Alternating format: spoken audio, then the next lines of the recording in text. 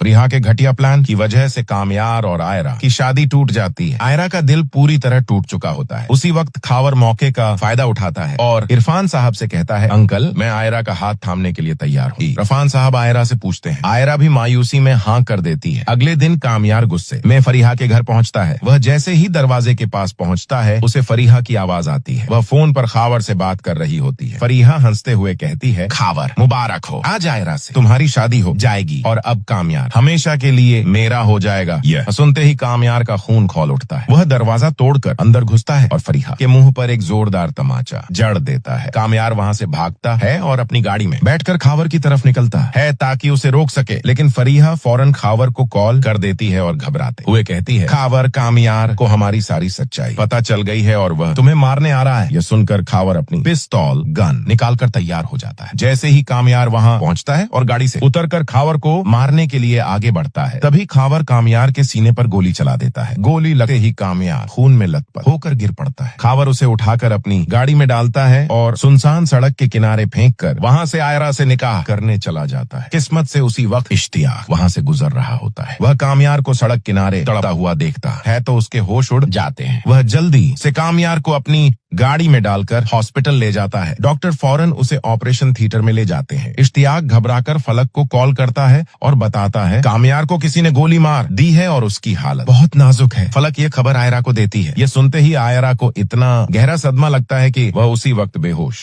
हो जाती है। डॉक्टर आते हैं और बताते हैं कि इसने बहुत ज्यादा स्ट्रेस ले लिया है। दूसरी तरफ फरीहा को खबर मिलती है कि कामयार को गोली लगी है। वह समझ जाती है कि यह काम खावर का है। उसे अपनी गलती का एहसास होता है। वह उसी वक्त पुलिस स्टेशन जाती है और पुलिस को लेकर सीधा आयरा के घर पहुंचती है। वहां मौलवी साहब आयरा और खावर का निकाह पढ़वाने ही वाले होते हैं। मौलवी साहब पूछते हैं, खावर क्या आपको निकाह कबूल है? खावर कहता है, कबूल है। मौलवी साहब आयरा से पूछते हैं। आयरा हाँ कहने ही वाली होती है कि तभी फरीहा पुलिस के साथ अंदर आती है और जोर से चिल्लाती है, आयरा यह निकाह मत करना। सब हैरान रह जाते हैं। फरीहा सबके सामने रोते हुए कहती है, इस जानवर ने कामयार की जान लेने की कोशिश की है और वह वीडियो भी हम दोनों ने मिलकर बनाई थी। कामयार बेकसूर है, मुझे माफ कर दो। यह सुनते ही पुलिस खावर को हथकड़ी लगाकर घसीटते हुए ले जाती है। आयरा रोते हुए फौरन हॉस्पिटल भागती है। डॉक्टर बाहर आकर कहते हैं, पेशेंट का बहुत खून बह चुका है, हमें अभी के अभी खून की जरूरत है। आयरा आगे आती है और कहती है, मेरा और कामयार का ब्लड ग्रुप एक ही है, आप मेरा खून ले लें। कुछ घंटों बाद जब कामयार को होश आता है तो वह अपने सामने आयरा को देखकर हैरान रह जाता है। आयरा रोते हुए उससे माफी मांगती है। कामयार उसके आंसू पोंछता है और कहता है, आयरा अगर आज तुम ना आती तो मैं जिंदा नहीं बचता। कुछ दिनों बाद कामयार पूरी तरह ठीक हो जाता है। वह मौलवी साहब को साथ लेकर आयरा के घर पहुंचता है। कामयार की दादी भी व्हील चेयर पर साथ आती हैं। इरफान साहब खुशी खुशी दोनों का निकाह करवाते हैं। जैसे ही निकाह मुकम्मल होता है पूरा घर तालियों से गूंज उठा है। इरफान साहब अपनी नम आंखों से और दुआओं के साथ आयरा को रुखसत करते हैं। कामयार आयरा को लेकर अपने घर पहुंचता है। घर फूलों से सजा होता है। कामयार की अम्मी नफीसा आयरा को गले लगाती हैं और उसका माथा चूमती हैं। रात को जब कामयार और आयरा अपने कमरे में जाते हैं तो कामयार आयरा से रात भर मोहब्बत भरी बातें करता है और उसे मुंह दिखाई में एक बेहद खूबसूरत डायमंड की अंगूठी पहनाता है। दोस्तों अगर आपको यह